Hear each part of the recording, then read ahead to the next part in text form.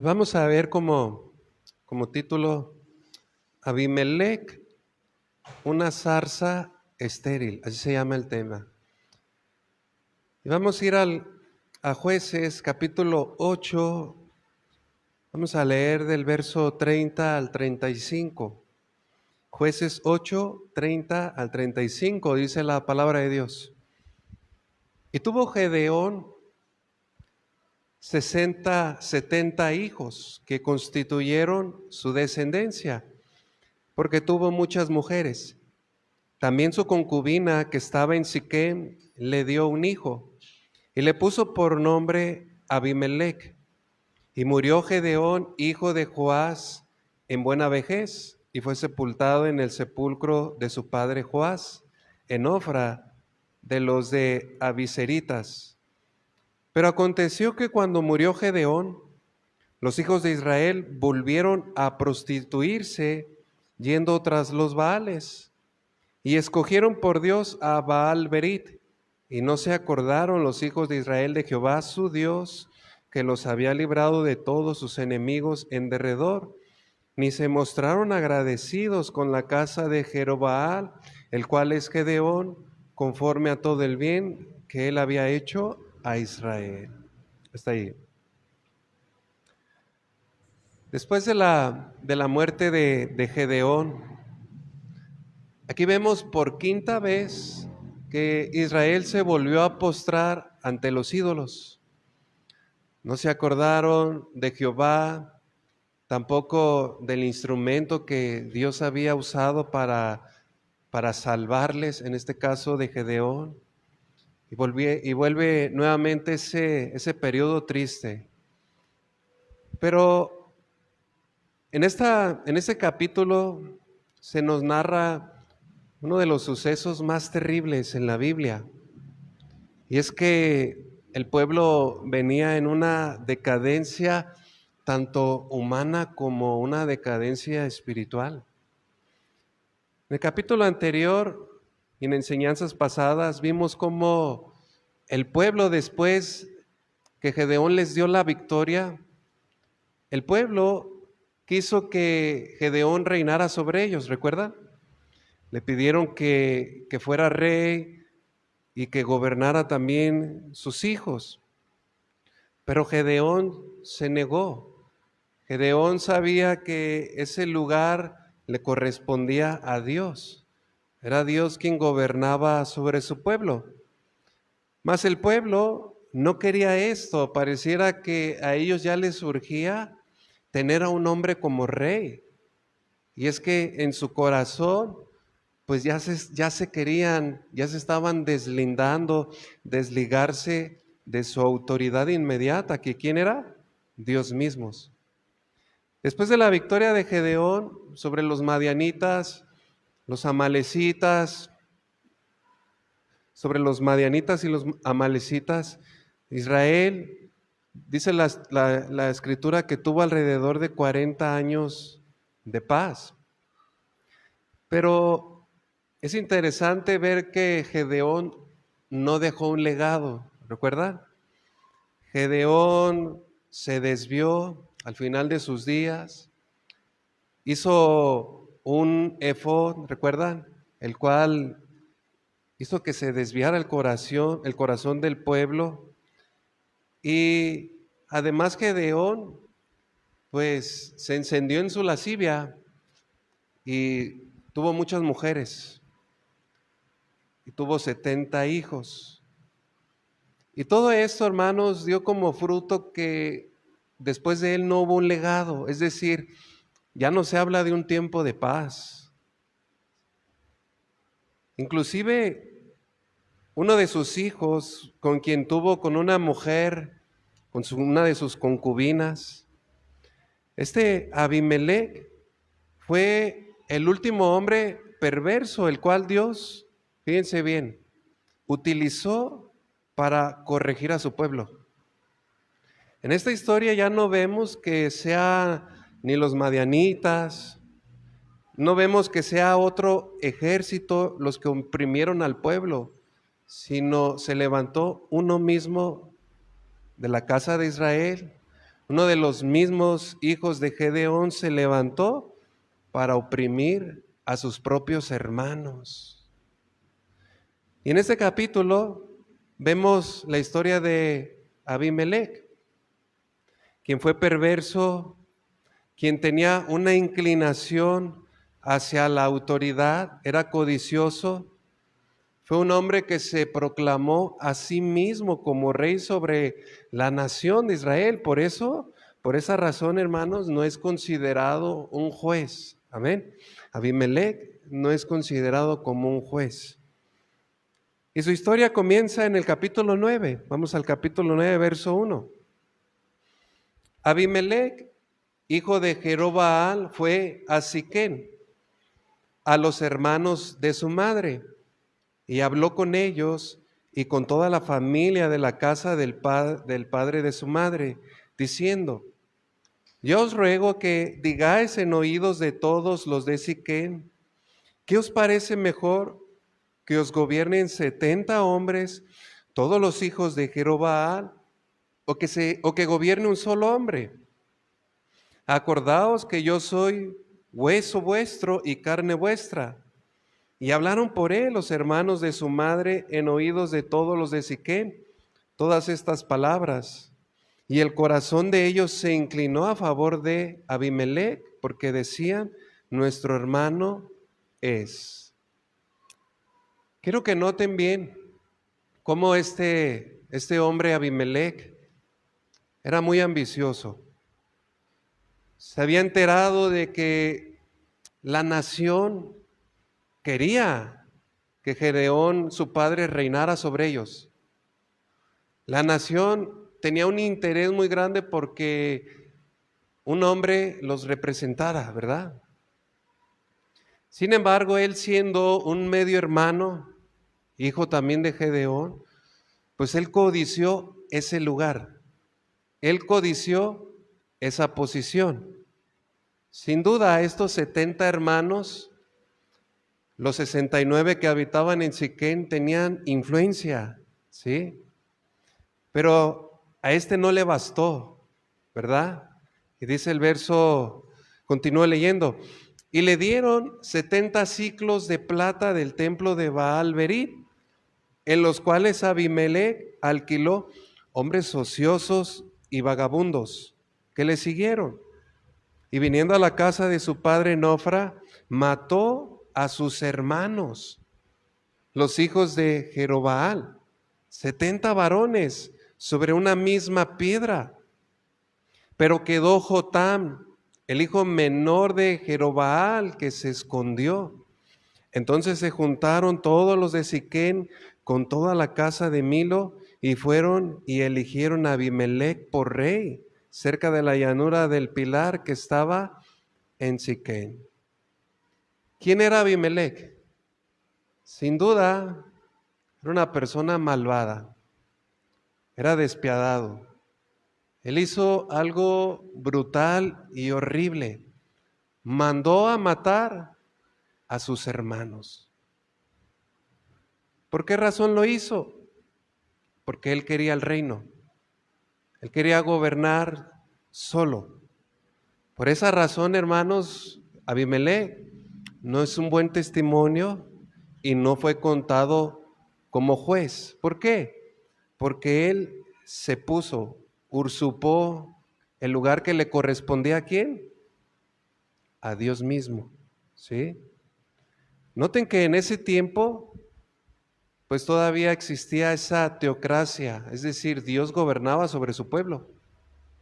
No estaba dentro del plan de Dios que gobernara un hombre. Él ponía jueces. Los jueces hacían, en cierta forma, ese rol de gobernar y de juzgar al pueblo, ¿sí?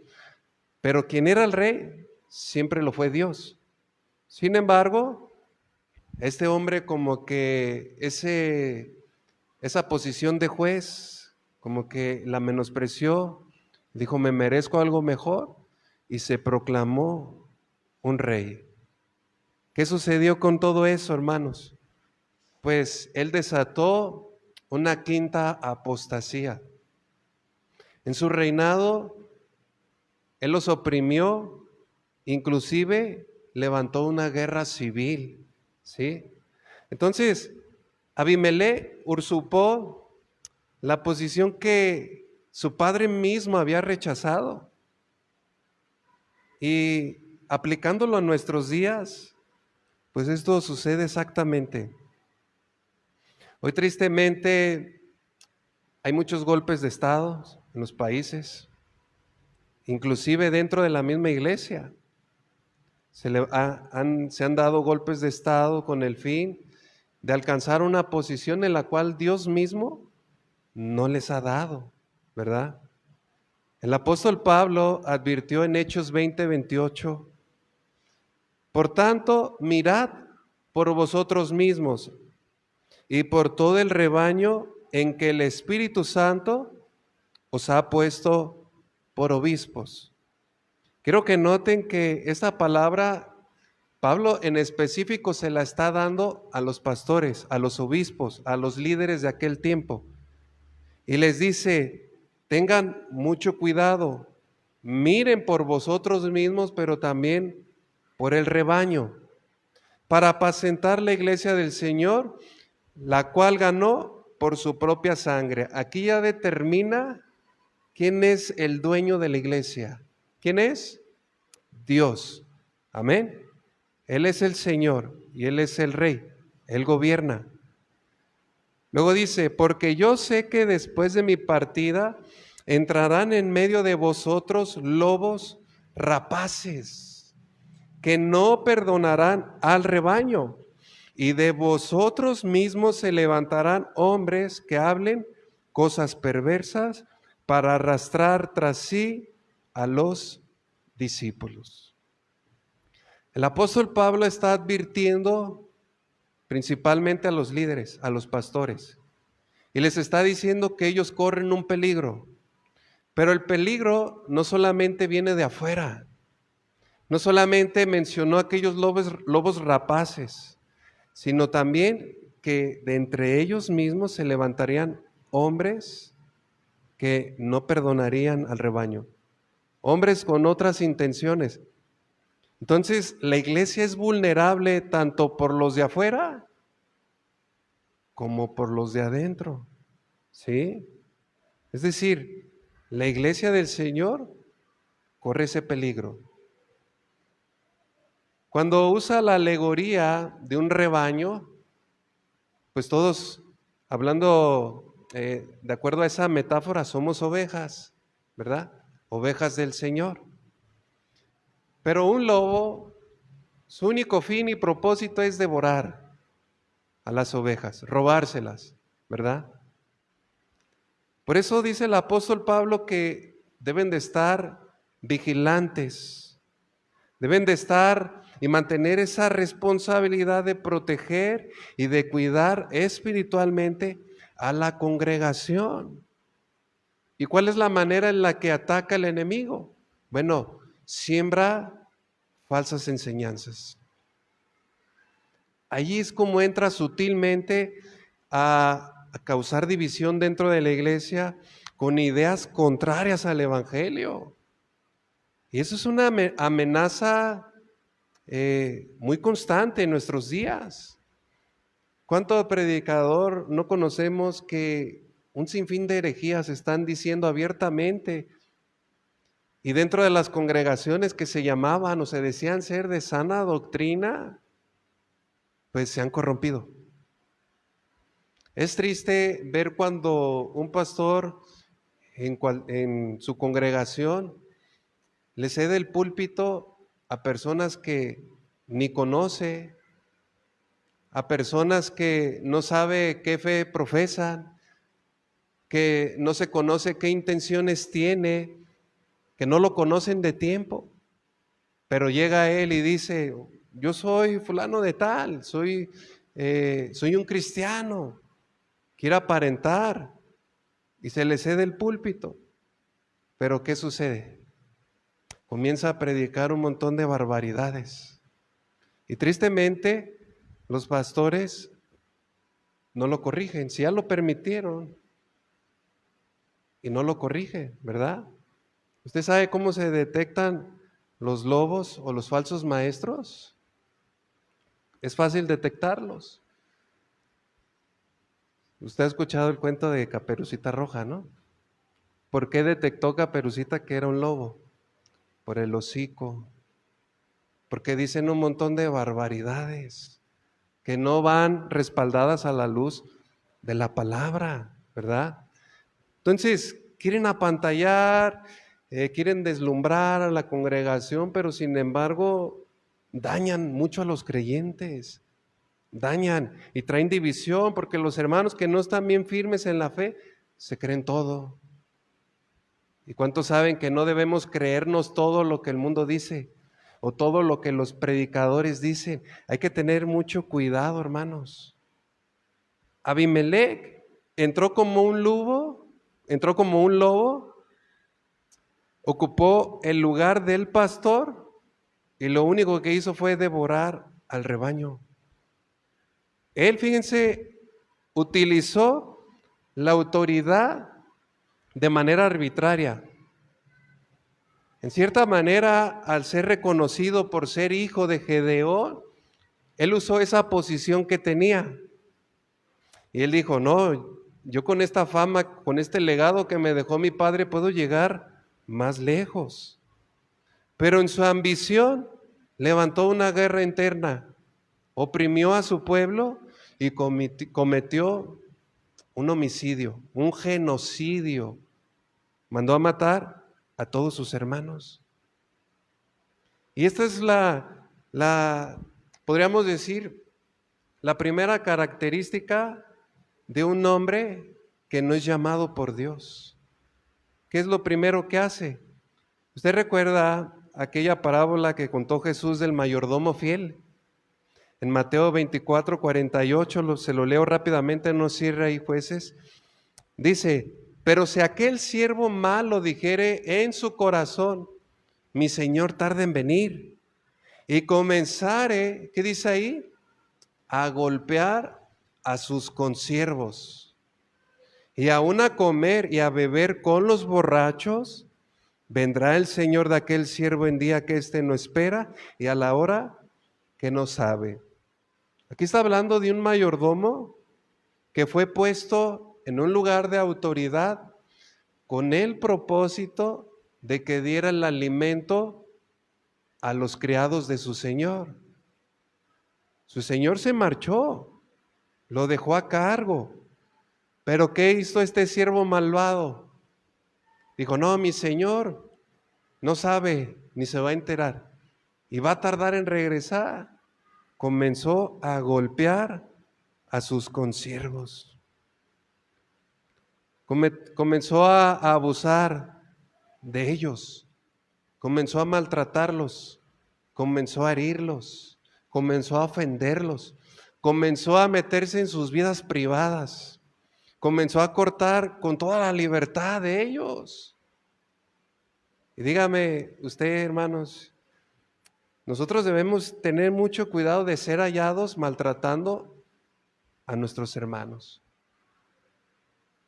Debemos tener mucho cuidado de no maltratar al que tienes a un lado, ¿sí?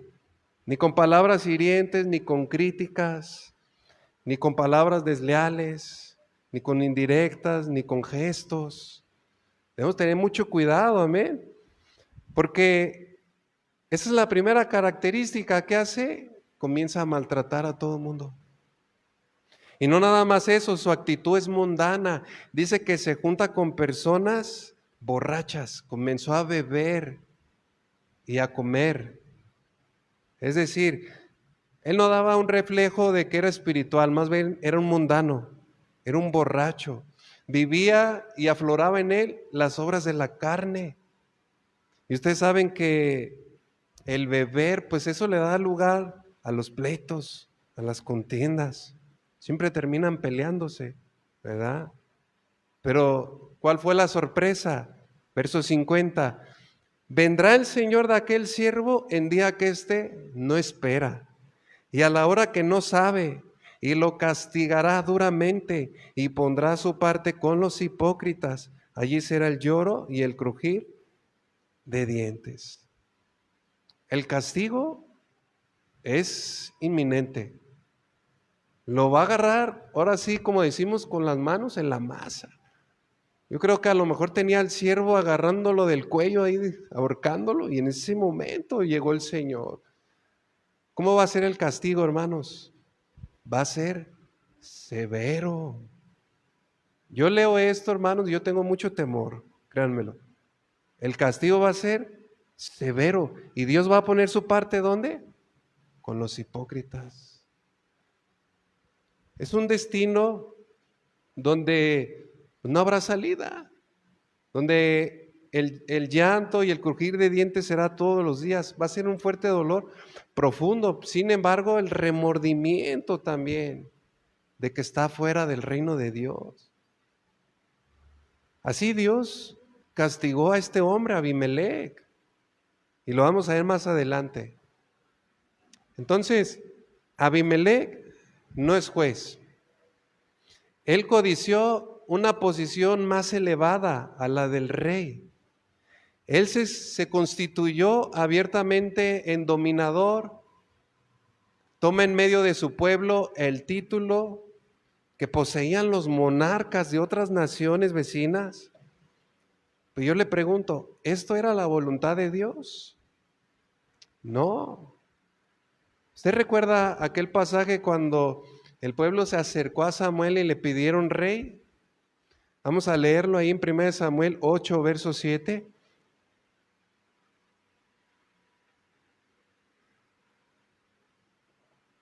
Primera de Samuel 8, verso 7 dice la palabra de Dios.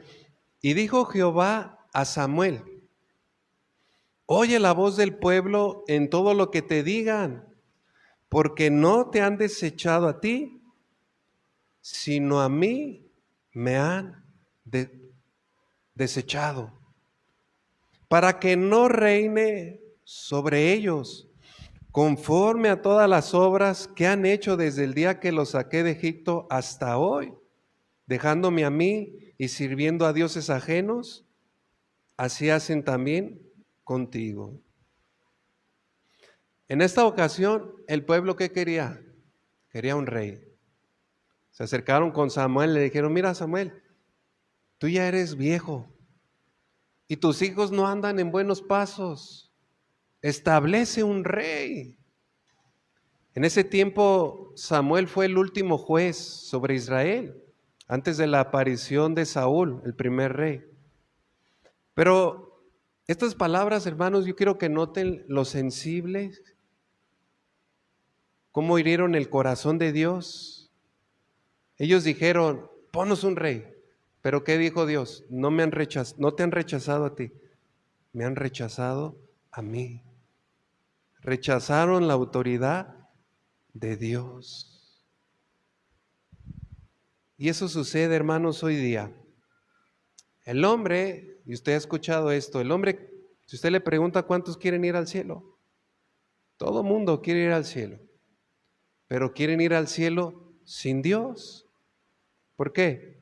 Porque no le obedecen, no le aman, no le aceptan como su Salvador. Quieren las bendiciones, pero no quieren su reinado, no quieren que Él señoree sobre ellos. Lo mismo quería hacer Israel. Israel en aquel tiempo quería encajar con los demás pueblos paganos, quería ser como ellos, pero al hacerlo estaban menospreciando la gran bendición que tenían. ¿Quién gobernaba sobre ellos? ¿Quién reinaba? Dios mismo. Pero dijeron: no, queremos ser como ellos. Y esta es el peligro que tú y yo podemos correr, hermanos. El peligro de querer codiciar y ser como son los del mundo. Pero recordemos que somos una nación santa. Somos un pueblo adquirido. ¿Por quién? Por Dios. ¿Sí? ¿Qué significa esto? Que Dios ahora nos rescató del mundo y ahora Él gobierna sobre nosotros. ¿Qué debemos evidenciar al mundo?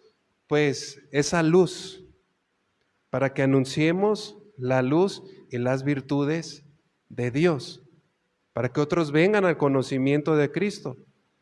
Entonces, aplicándolo en nuestra vida personal, tú y yo debemos dar evidencia de quien gobierna nuestras vidas es Dios y no el mundo. Amén. Porque hay consecuencias, hermanos. Dios le ordenó a Samuel, mira, les voy a dar rey, pero quiero que les adviertas que ese rey que va a reinar sobre ellos va a ser netamente un ser humano, un ser mundano, un ser que los va a oprimir, los va a tratar mal y que tarde que temprano se van a arrepentir de haber tenido un rey como él. Estas son las consecuencias, hermanos. ¿Qué hace Dios? Cuando rechazamos su gobierno, Él nos va a dejar a la deriva. Va a decir, bueno, ¿no quieres que yo gobierne sobre ti? Ok, me voy de tu vida. Pero el hombre que se cree en esa libertad, inmediatamente va a caer a esclavitud. ¿De quién? ¿Quién es el príncipe de este mundo? Entonces, quien no permite que sea Dios quien gobierne sobre su vida, está por encima de él, Satanás. ¿Y qué hace Satanás? Él viene a matar, a robar, a destruirte. Pero aún así, ¿qué hizo Dios? Les concedió su petición y les puso a Saúl como rey. En ese caso, hermanos, está sucediendo lo mismo. El pueblo estaba en idolatría. El pueblo no se acordó de Gedeón, no se acordó de Jehová su Dios. ¿Y qué hizo Dios? Permitió que Abimelec se levantara. Y Abimelec sedujo a los hombres de Siqué. Ellos les dice, yo soy hueso de su hueso, también soy carne de su carne. ¿Y qué dijeron? Sí, tú eres nuestro hermano, vamos a darte también autoridad. Pero cuando le dan esa autoridad, ¿qué fue lo primero que hizo? Rompió ese vínculo, rompió el vínculo de la fraternidad. Él quería el mando completo. Y eso pues pasa en todos los asuntos. Lo vemos en los asuntos de la política, ¿verdad? Cuando están en campaña, todo el mundo hace treguas, ¿verdad? Se alían los partidos para tomar fuerza. Pero apenas ganan y llegan al poder, ¿qué sucede? Pura traición, ¿verdad? Uno quiere tener el primer lugar y pisotean a los que tiene a un lado, a sus propios hermanos los pisotean. Hermanos, la influencia de este usurpador, noten bien que está apoyada en el tesoro de un falso Dios. Dice el verso 4, y le dieron 70 ciclos de plata del templo de Baal Berit. ¿Quién le dio ese dinero? Sus hermanos. Sus hermanos que ya también estaban en idolatría. ¿A quién habían escogido por Dios? A Baal Berit. Y fíjense cómo ya había un templo pagano, se olvidaron de Jerobaal, que significa el que destruye o el que derriba Baales. Bueno, ya tenía ahí su templo. Y económicamente hablando ya había un tesoro. Y le dijeron, bueno, te vamos a apoyar, te vamos a dar dinero. Pero dinero mal habido, ¿verdad? 70 ciclos de plata, con los cuales, ¿qué hizo Abimelec? Alquiló hombres ociosos y vagabundos que lo siguieron. Contrató gente despiadada. A esta misma gente, fíjense, él los usó para que asesinara a sus hermanos. Eso nos muestra que este hombre no tenía temor de Dios, no tenía celo de las cosas inmundas. Y el dinero mal habido solo sirve para una razón. ¿Para qué sirve? Para la obra de Satanás.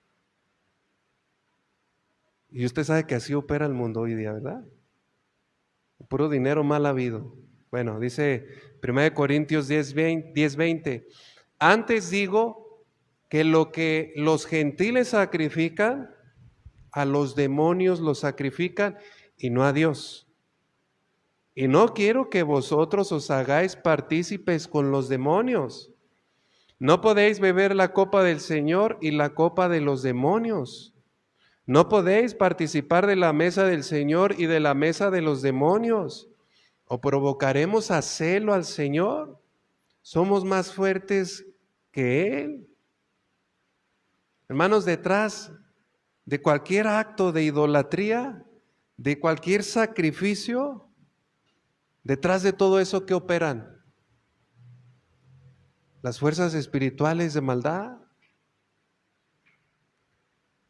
Y esas fuerzas espirituales de maldad operan, por ejemplo, con los días festivos como el Día de Muertos, como Halloween, entre otras celebraciones. Por lo tanto, aquí el apóstol Pablo lo deja bien claro: quien participa de esas festejaciones, de esos festejos, quien come de ese pan, ¿con quién está participando? Con la mesa de los demonios y no la del Señor. Por eso, hermanos, como cristianos debemos tener este celo, amén. Este celo por las cosas de Dios, no son un juego.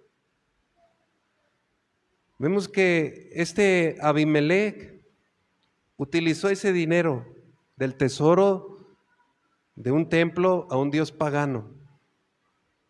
Utiliza ese dinero, alquila a estos hombres e inmediatamente manda a matar a todos sus hermanos.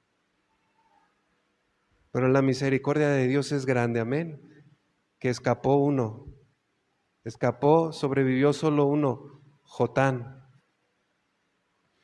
Y este hijo menor, quizás el más pequeño, Jotán, esto habla un poco sobre la misericordia y la perfección de Dios. El más joven de la familia pudo escapar de esa matanza y se escondió. Quizás dice la Escritura que él, al ver todo ese genocidio, pues se armó de valor, escapó, pero fue precisamente quien Dios usó para encarar a su hermano. Eso nos recuerda el ejemplo de José el soñador, cuando después que fue advertido por el ángel, cuando Herodes se levantó y quiso asesinar a todos los bebés, ¿recuerda? Él le dijo: ve y desciende a Egipto. Desde luego, Dios tenía cuidado de su hijo Jesús, quien tiempo más adelante haría pues la obra de salvación para todos nosotros. Bueno, algo similar sucedió con este Jotán. Entonces, Abimelech llega al trono, fue proclamado rey, reinó durante 3 años, pero podemos decir que en su reinado no hubo paz. Que la Escritura dice, 1 Tesalonicenses 5:3, cuando digan paz y seguridad, entonces vendrá destrucción repentina. Y es lo que estamos viendo en nuestros días, ¿verdad? Tengamos mucho cuidado. Dios en su gracia hizo brillar un rayo de luz sobre las tinieblas. Recordemos que Dios es fiel a su pacto y Él nunca va a dejar sin testimonio a sí mismo. Aún en los tiempos que estamos viviendo, son tiempos peligrosos, hay mucha apostasía, hay mucha rebeldía, vemos la persecución. Sin embargo, aún Dios mantiene hombres firmes, hombres fieles que siguen dando testimonio de la fidelidad de Dios. Entonces, cuando no quedaba en Israel, pareciera que todo mundo se había corrompido. Todo el mundo había abrazado la idea de tener a un rey, lo habían recibido a pesar de ese genocidio. Sin embargo, Dios levantó un testigo fiel que fue Jotán. En Jueces 9, verso 7, cuando se lo dijeron a Jotán, fue y se puso en la cumbre del monte de Gerizim, y alzando su voz clamó y les dijo: oídme, varones de Siquén, y así os haga Dios. Jotán se armó de valor, fue enviado por Dios y habló al pueblo de Israel. Hermanos, de la misma manera Dios nos ha hablado. Dios quiere que permanezcamos fieles y firmes, que demos testimonio. Aunque la gente se burle, no crea, Dios quiere usarnos para seguir dando testimonio de su fidelidad, de su gracia, pero también para advertir sobre la ira venidera. Jotán se levantó en este monte para advertir a su pueblo, y esto, hermanos, trae un gran significado espiritual. Porque cuando vemos que todo aparentemente estaba corrompido, Dios levanta a uno para advertir sobre el juicio que iba a venir sobre ellos. En el Deuteronomio capítulo 11, verso 24, Dios le había dado una promesa a su pueblo. Y esa promesa, Deuteronomio 11, 24, dice: todo lugar que pisare la planta de vuestro pie será vuestro. Desde el desierto hasta el Líbano, desde el río Éufrates hasta el mar occidental, será vuestro territorio. He aquí, yo pongo hoy delante de vosotros la bendición y la maldición. La bendición, si oyeres los mandamientos de Jehová vuestro Dios, que yo os prescribo hoy. Este es el testimonio fiel de Dios. Dios que pone delante de nosotros la vida y la muerte, la bendición y la maldición. Josué y Moisés fueron testigos fieles de haber guardado el pacto de Dios, y ellos experimentaron la bendición. Recuerdan que Josué, el caudillo, cuando entró y poseyó la tierra, Dios le dio grandes conquistas. Él fue un testimonio fiel de que todo lo que pisare la planta de su pie, Dios se los entregó. No perdieron ni una sola batalla. Se mantuvieron fieles y firmes a Dios y vieron su bendición. ¿Sí? Verso 12, Deuteronomio 27, 12. Cuando hayas pasado el Jordán, estos estarán sobre el monte Gerizim. Noten bien, el monte Gerizim, para bendecir al pueblo: Simeón, Leví, Judá, Isaacar, José y Benjamín. Cuando ellos entraron a la tierra prometida, fueron precisamente a ese monte, hermanos, monte Gerizim. Aquí estos levitas subieron a este monte para bendecir al pueblo de Israel. Es el mismo monte donde subió ¿quién? Jotán. ¿Sí? Jotán eligió ese mismo monte y desde ese mismo monte habló al pueblo. ¿Qué escogió Jotán? La bendición, hermanos. ¿Qué escogió su hermano Abimelech y todo el pueblo? La maldición. Entonces, aplicándolo esto a nuestras vidas, ¿dónde estamos parados, hermanos? ¿Dónde estás parado? ¿En el monte Gerizim o en el monte acá en el Cerro del Cuatro? ¿O estás en el mundo? En el monte de Dios, no en Gerizim, donde se proclama la bendición, ¿sí? Cuando proclamamos el evangelio, estamos en ese monte, hermanos. Verso 10, vamos al capítulo 30, Deuteronomio 30, verso 19. A los cielos y a la tierra llamo por testigo hoy contra vosotros, que os he puesto delante la vida y la muerte, la bendición y la maldición. Escoge pues la vida para que vivas tú y tu descendencia. Para los que aún no han entregado su vida por completo a Dios, ¿qué te aconseja Dios? Escoge la vida. Para nosotros, con nuestras acciones, amén, con nuestro testimonio, debemos manifestar que hemos escogido la vida, la bendición, porque todo aquello, y tú debes considerarlo bien, hermano, debes autoexaminarte, todo aquello que no bendice tu vida, trae maldición, amén. Entonces, Jotán habló al pueblo, se subió a ese monte Gerizim, habló a oídos de todos y él pronuncia una apología o una metáfora. Proclama las bendiciones de Dios, pero también habla sobre las consecuencias de las maldiciones. Aquí en su persona, Jotán está representando las bendiciones de Dios. Prácticamente hace un resumen de esto que acabamos de leer de Deuteronomio, ¿sí? En Jueces capítulo 9, verso 8, vean la analogía que él usa. A ver si usted puede entenderla.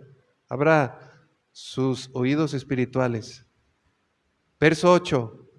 Fueron una vez los árboles a elegir rey sobre sí. Y dijeron al olivo, reina sobre nosotros. Mas el olivo respondió, he de dejar mi aceite con el cual en mí se honra a Dios y a los hombres para ir a ser grandes sobre los árboles. Aplicándolo en ese tiempo, ¿quiénes eran los árboles? Los hombres, los seres humanos.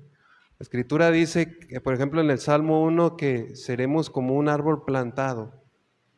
Estos árboles le pidieron al olivo que fuera su rey. Eso de alguna manera puede representar a Gedeón, el juez que Dios había levantado. Fueron al olivo y le dijeron, sé tu rey sobre nosotros. Pero ¿cuál fue la respuesta de Gedeón? No, ese lugar le corresponde a Dios. ¿Sí? ¿Cómo yo debo de dar ese lugar, dejar ese lugar, servir a Dios para servir a ustedes? Y se negó. Verso 10. Y dijeron los árboles a la higuera, anda tú, reina sobre nosotros. Y respondió la higuera, he de dejar mi dulzura y mi buen fruto para ir a ser grande sobre los árboles. Dijeron luego los árboles a la vid, ya es una tercer planta. Pues ven tú, reina sobre nosotros.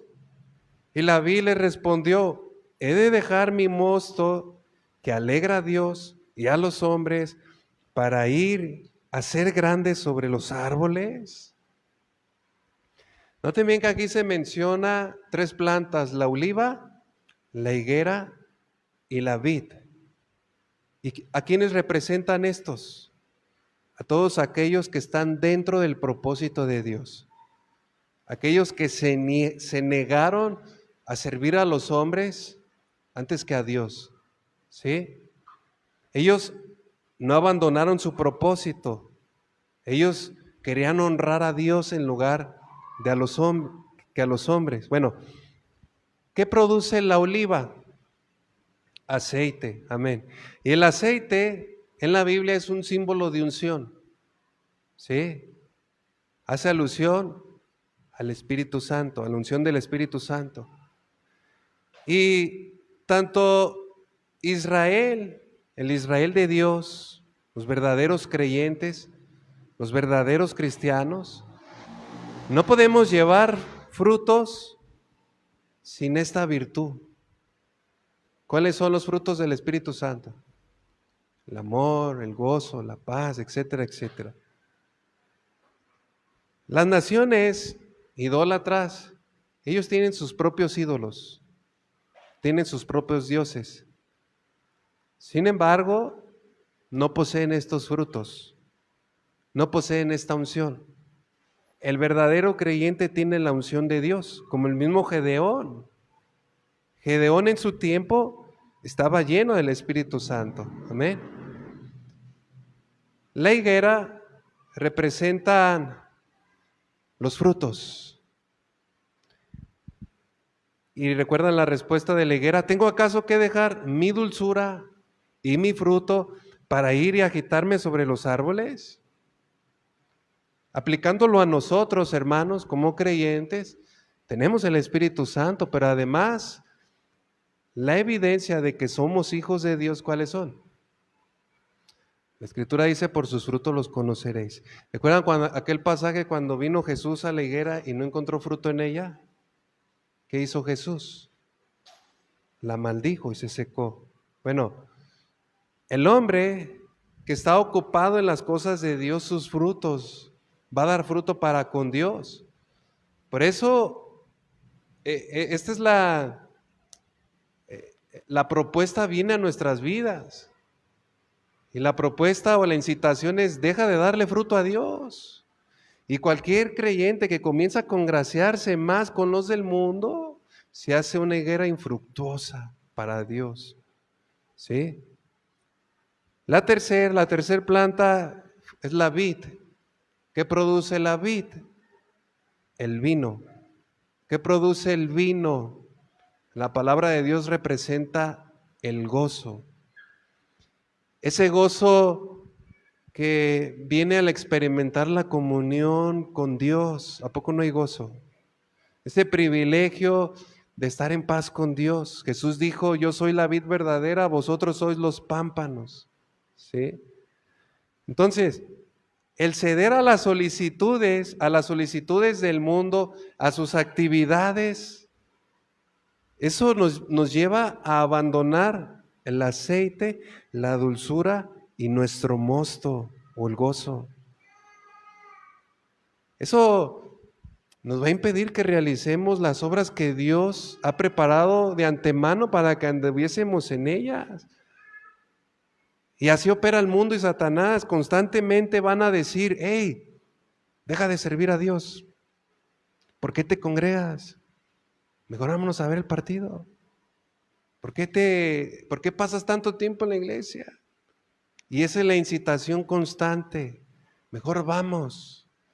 Deja tu dulzura. Deja tu vino. Deja tu aceite. Acá en el mundo te ofrecemos ser rey. Porque eso siempre ofrece Satanás, ¿verdad? Entre comillas. Les ofrece lo mejor, la fama, el lujo, el dinero. Sin embargo, ¿qué hizo Jotán? Jotán se mantuvo fiel y firme. Jotán atestiguó. Jotán era un testimonio vivo de que él tenía la unción, el aceite, él daba frutos para Dios y tenía el mosto o el gozo. Pero dice el verso 14, dijeron entonces todos los árboles a la zarza: anda tú, reina sobre nosotros. Y la zarza respondió a los árboles: si en verdad me elegís por rey sobre vosotros, venid, abrigaos bajo mi sombra, y si no, salga fuego de la zarza y devore a los cedros del Líbano. ¿Qué es una zarza? Es un árbol lleno de espinos, no tiene hojas, es un árbol que no da frutos, ¿sí? Cualquiera que no está dentro de la voluntad de Dios es una zarza. ¿Y qué hace la zarza? Pues busca la honra de los hombres. ¿Y esta zarza qué les dijo? Pues vengan, abríguense en mí, abríguense en mi sombra. Para empezar, una zarza ni da sombra, ¿verdad?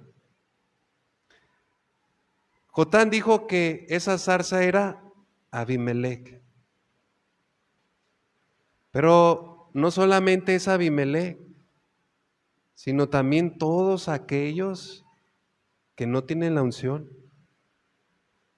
que no dan fruto para Dios. ¿Cómo Dios los compara? ¿Recuerdan? Separados de mí, dijo, nada pueden hacer. La rama que es cortada, ¿qué sucede? Se seca y es echada al fuego. Esto nos recuerda la escena de cuando Jesús estaba ante Pilato, ¿recuerdan? Después de que lo mandaron a azotar, Pilato ya no sabía qué hacer con él y lo presentó y sacó a uno de sus peores reos, presos, y dijo, ustedes escojan. Como si Dios dijera en ese momento, pongo delante de ustedes la vida y la muerte, escojan ustedes. ¿Y qué escogió el pueblo? A Barrabás. Queremos a Barrabás. Y fue unánime la decisión, ¿verdad? Ellos dijeron, no queremos que este reine sobre nosotros. Tenemos un rey y ese rey es César. Eso viene ahí en Juan 19, el 14 en adelante, usted lo lee en su casa. Ellos dijeron, nosotros ya tenemos rey y es César. ¿Y rechazaron a quién? A Jesús. Pregunto, hermano, ¿quién está reinando sobre tu vida? ¿Quién está reinando? ¿Jesús, nuestro Salvador, nuestro Rey o el mundo? Pero noten que todos aquellos que hicieron a un lado el reinado de Jesús, Jesús les dijo ahí en Lucas 13:34, solo anótelo, Jerusalén, Jerusalén, ¿cuántas veces quise juntar tus hijos como la gallina sus polluelos debajo de sus alas y no quisiste? No quisiste. Noten bien, hermanos, Jesús utiliza esa alegoría de una gallina que cubre a sus polluelos para protegerlos. Le dijo, ustedes no vinieron a refugiarse bajo mi sombra, bajo mis alas. Antes bien, escogieron refugiarse ¿con quién? Con la zarza. ¿Y qué pasó con la zarza? 70 años después fue destruida por el mismo emperador, hermanos, por el mismo César. Vino y los destruyó el templo, incendió Jerusalén y fueron dispersados. ¿Qué brotó de la zarza? Fuego, cenizas, espinos. Eso fue lo que sucedió con Abimelec. Esta es la advertencia que dijo lo que iba a suceder. Ustedes se refugiaron en la zarza y van a afrontar las consecuencias. Verso 21. Y escapó Jotam y huyó y se fue a Beer y ahí estuvo por miedo de Abimelec, su hermano. Ante el juicio inminente, ¿qué debemos hacer? Escapa por tu vida, hermano. Escapa. ¿Dónde debemos refugiarnos? Solo en Dios. Usted sabe que el juicio de Dios se acerca en este mundo. Somos testigos de las señales, pero también de los terremotos. Somos testigos de todo lo que está sucediendo en el mundo. Pero ¿en quién te vas a refugiar, hermano? ¿En la vid verdadera o en la zarza? ¿Recuerdan cuando los ángeles aparecieron a Lot y le dijeron, escapa, pero no mires atrás, no te pares? Lo mismo debemos hacer nosotros, hermanos. Ya no es tiempo de que contemples lo hermoso del mundo. Ya no es tiempo, hermanos. Pon tu mirada en Dios. Jueces 9:23. Envió Dios un mal espíritu entre Abimelec y los hombres de Siquén. Un mal espíritu es de que los puso en guerra a ellos mismos. ¿Sí? Los mismos súbditos del falso rey, hubo una contienda, hubo un golpe de estado. Y los de Siquén se levantaron contra Abimelec para que la violencia hecha a los 70 hijos de Jeroboam y la sangre de ellos recayera sobre Abimelec su hermano que los mató y sobre los hombres de Siquén que fortalecieran las manos de él para matar a sus hermanos. ¿Qué hizo Dios? Envió un espíritu de confusión, se desató una lucha interna. Dice que primero se embriagaron. Cuando la gente estaba ebria, trajo contiendas. trajo ambiciones, trajo mucha violencia, había asaltos, se desató una guerra civil. Imagínense cómo se corrompió el pueblo. Y en el verso 51 dice, en medio de aquella ciudad había una torre fortificada, a la cual se retiraron todos los hombres y las mujeres y todos los señores de la ciudad. Y cerrando tras sí las puertas, se subieron al techo de la torre. Y vino Abimelec a la torre y combatiéndola, llegó hasta la puerta de la torre para prenderle fuego. Que eso es lo que hace la zarza, ¿verdad? Sirve para prender el fuego. Mas una mujer dejó caer un pedazo de una rueda de molino sobre la cabeza de Abimelec y le rompió el cráneo. Entonces llamó apresuradamente a su escudero y le dijo, saca tu espada y mátame, para que no se diga de mí, una mujer lo mató y su escudero le atravesó y murió. ¿Qué pasó con la zarza, hermanos? Trajo juicio sobre su mismo pueblo. Versículos atrás se menciona que él había incendiado una torre donde se escondían los hombres que tenían influencia, que lideraban el pueblo. Los consumió fuego. Después buscó otra torre para hacer lo mismo, cortó pedazos de ramas y comenzaron a echarlas abajo para incendiar, para que la gente muriera quemada. Anteriormente había matado a 1,000 personas. Si usted lee el capítulo completo, había matado a 1,000 personas incendiadas por el fuego. Quería hacer lo mismo, pero cuando estaba echando la leña, una mujer agarró una piedra, la lanzó exactamente donde estaba Abimelec y le dio en la cabeza. Morir en manos de una mujer en aquel tiempo se consideraba algo deshonroso. Fíjense, este hombre le importaba más su reputación, que dijo, fue una mujer, saca tu espada y mátame para que no se diga de mí que una mujer me mató. Pero oh sorpresa, segunda de Samuel 11:21, fíjense cómo quedó marcada la historia de este hombre Abimelec. Segunda de Samuel 11:21, aquí dice David, ¿quién hirió a Abimelec, hijo de Jerobbaal? ¿No echó una mujer del muro un pedazo de rueda de molino y murió en Tebes? ¿Cómo fue contado a la postrer la historia de cómo murió Abimelec? De manera deshonrosa. Fue la mujer la que le dio muerte. Eso nos muestra que lo que más temía Abimelec, eso le sobrevino. Y ese es el peligro de buscar el beneficio o el lugar de posición por méritos propios. Jueces 9:56, así pagó Dios a Abimelec el mal que hizo contra su padre, matando a sus 70 hermanos, y todo el mal de los hombres de Siquén lo hizo Dios volver sobre sus cabezas, y vino sobre ellos la maldición de Jotán, hijo de Jerobbaal. Hermanos, Dios no obliga a nadie a que lo obedezca.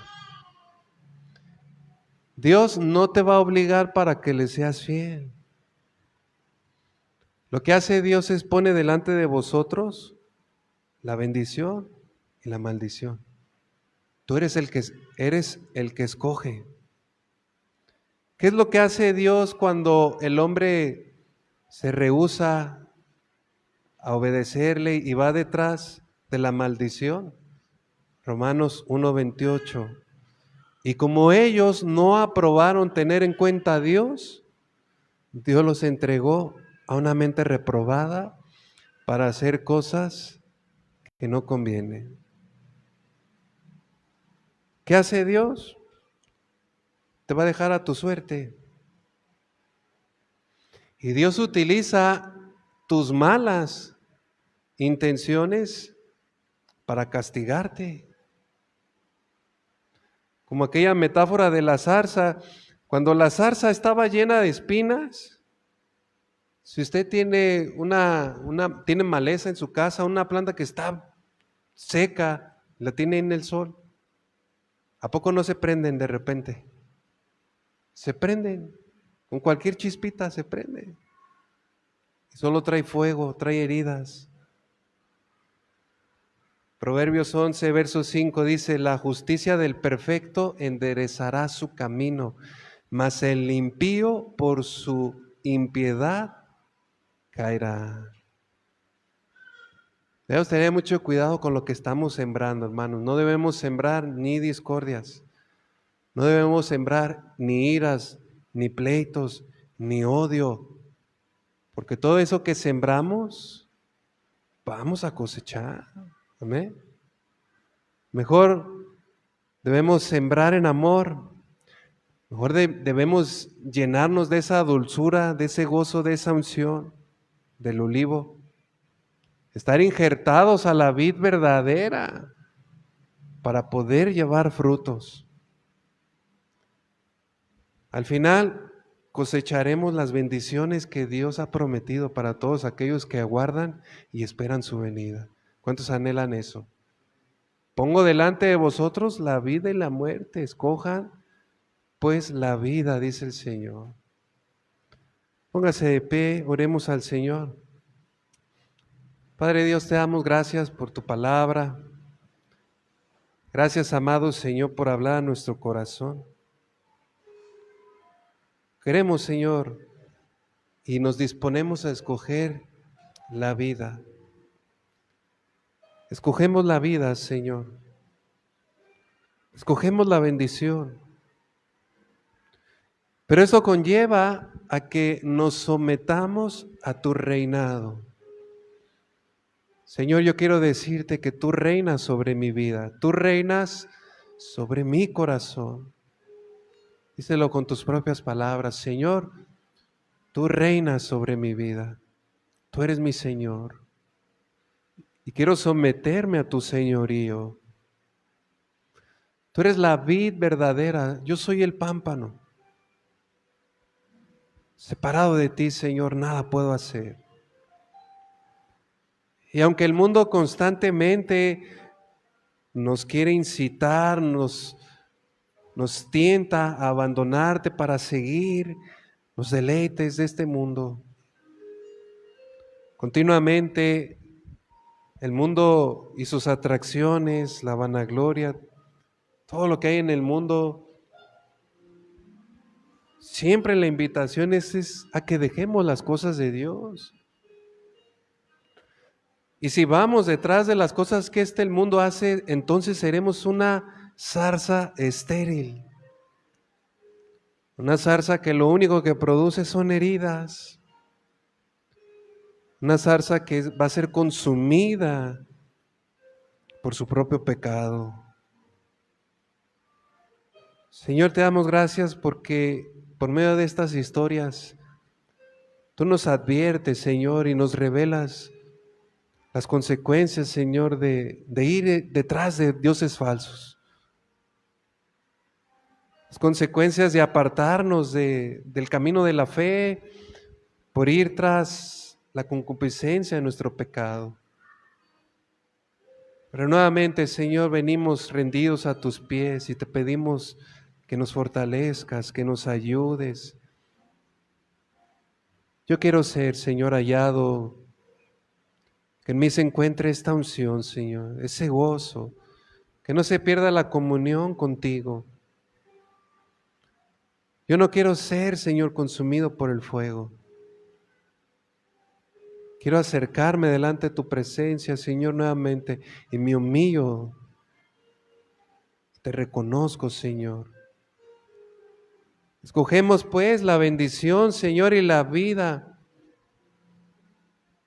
porque esto es mejor para nosotros. Sé tú, Señor, quien gobierne, quien guíe nuestros pasos. Ayúdanos a dar esos frutos que tú esperas de nosotros. Ayúdanos, Señor.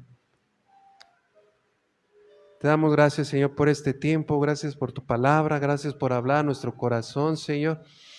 Muchas gracias. En el nombre de Jesús, tu Hijo amado. Gracias, Señor Jesús. A Él sea la gloria. Amén. Gloria al Señor. Le damos un aplauso al Señor.